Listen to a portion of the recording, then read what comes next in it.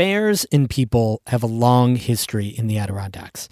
Believe it or not, when there were landfills in the park, it was a family fun outing to go watch bears eat human trash. In places like Old Forge, seeing bears has been part of the tourism experience. But today, environmental policy has largely pushed the bears back into the woods where they belong. But they still come into contact with humans at times and are often killed as a result. The data on euthanized bears in the Adirondacks on today's story of the day. Support for Story of the Day comes from Pearsall Wealth Management at UBS Wealth Management USA, subsidiary UBS AG, member FINRA SIPC, 1 Broad Street, Glens Falls. Hey, I'm David Sommerstein. It's Monday, October 14th. First up, almost 100,000 more students are now eligible for the state's Tuition Assistance Program, or TAP. According to Governor Kathy Hochul, that's because the state raised income eligibility in this year's state budget from $80,000 per family to $125,000, and the measure doubled the award from $500 to $1,000 a year.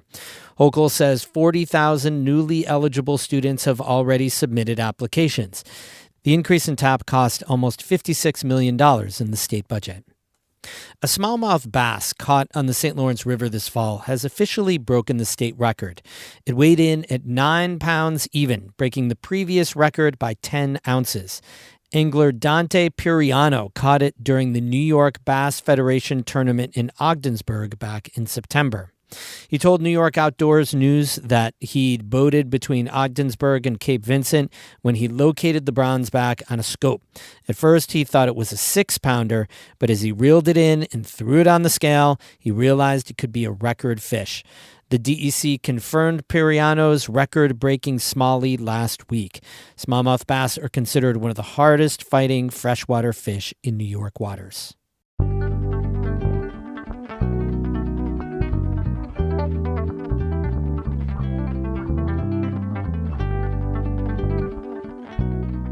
Today, most of the 4,000 black bears in the Adirondacks stay deep in the wilderness, but some have become accustomed to human food, and that's led to more than 50 Adirondack bears being euthanized in the last 8 years. Gwendolyn Craig has dug into the data on bear deaths for the Adirondack Explorer magazine. She spoke with Emily Russell about what she found. In the 1990s and earlier, we had landfills in the park, and they were the popular attraction place to go on the weekends to do wildlife watching, actually. Bears would show up and eat the garbage. We have these amazing photos, archival photos of people just setting up lawn chairs, some of them even petting the bears.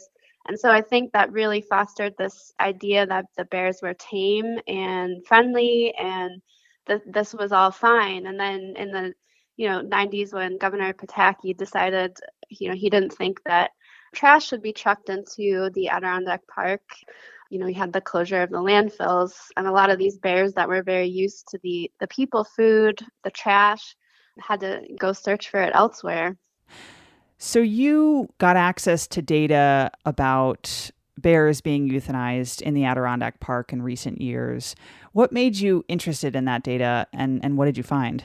So this summer, there was sort of this tragic incident where a mother bear and her 2 cubs were euthanized after they had been sort of crowded by a group of people and exhibited aggressive behavior towards humans. And that's one of the automatic reasons that the State Department of Environmental Conservation will decide to euthanize a black bear. Now, these bears had been frequenters of Nick's Lake Campground, which I filed a couple of records requests with the DEC, and that was actually a place where several people have been ticketed for illegal feeding of black bears. And they'd also been, spotted around combing through some trash downtown. So they'd had a lot of exposure to human food. And then, unfortunately, this was sort of the last straw, was this encounter with people that probably didn't realize that their actions were going to be leading toward the bears' euthanization. So we wanted to take a look at how often does this happen, because we found that 54 bears in the last 8 years in Region 5 and 6, which encompasses the Adirondacks, have been euthanized just for human conflict reasons. So you read through some of the information about the tickets the DEC has issued for people, some of the logs of complaints. What was your takeaway from how people are thinking about bears and interacting with them? Well, one, I think originally especially with this incident that happened in the Old Forge area, it seemed that visitors, tourists who maybe don't get the same education about black bears on the regular that maybe Adirondack Park residents do, were sort of the instigators here. But I also read plenty of people who live in the park who enjoy feeding the bears. And I also interviewed a former forest ranger, Gary Lee, about his next door neighbor who used to feed the bears out of his back window. We had, one of the complaints that I read about was in Mariah, a neighbor who would feed potato salad and hamburgers to the bears. And I asked DEC about this too. And Jim Stickles, who's a wildlife biologist, wrote me back saying, I think there is an inherent love of wildlife, and there's this idea, this great idea that you can interact with them, but people don't realize that that still can lead to bad behavior on the bears' part. So they're really focused on changing humans' behaviors, both visitors and park residents who might not think what they're doing causes any harm. So let's talk about some of those solutions. What does the state do to try and reduce those kinds of human interactions? Right. Well, one of the things the state pointed out was we used to hear that bears in the high peaks, camping in the high peaks was a huge issue.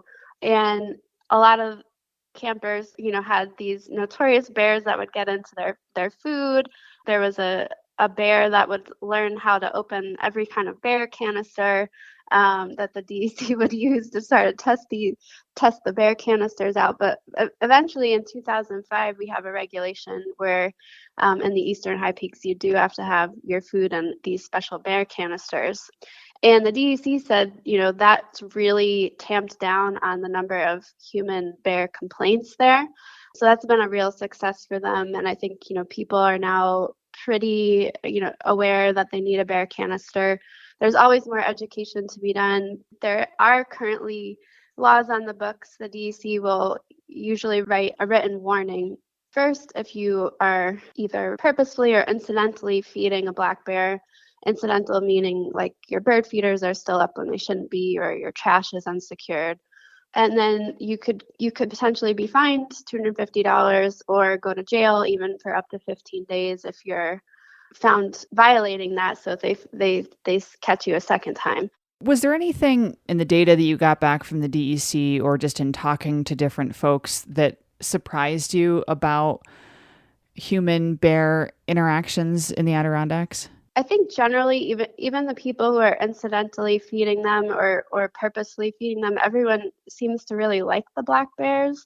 And I think we all want to see them, but we need to see them from a safe distance. And I think more people hopefully will start to understand, and change their behavior, because it's really incumbent on people in this situation to take action and understand the consequences of what they do. That's Gwendolyn Craig, reporter for Adirondack Explorer, speaking with Emily Russell. You can find her reporting in the latest edition of the magazine.